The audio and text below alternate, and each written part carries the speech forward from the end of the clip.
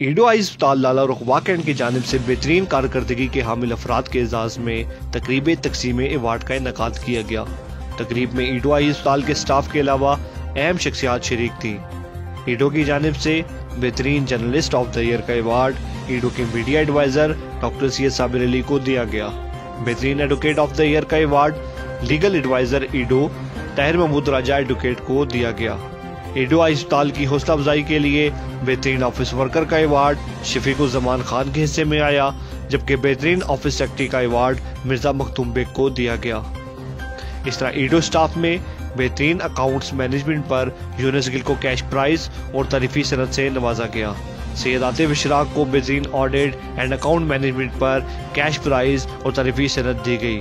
تقریب سے سینئر نائب صدر ایڈو سید عبداللہ مسعود، جنرل سیکرٹری ایڈو خالد اسحاق، جرنلسٹ و میڈیا سیکرٹری ایڈو ڈاکٹر سید صابر علی، لیگل ایڈوائزر ایڈو طاہر محمود راجہ نے خطاب کیا۔ ڈاکٹر سید صابر علی اور طاہر محمود راجہ نے اپنے خطاب میں ایڈو انتظامیہ کا شکریہ ادا کیا، جنہوں نے انہیں اس اعزاز سے نوازا۔ اس موقع پر ایڈوکیٹ طاہر محمود راجہ کی والدہ محترمہ بھی موجود تھی۔ طاہر محمود راجہ نے ایوارڈ حاصل کرنے کے لیے اپنی والدہ کو اسٹیج پر بلایا۔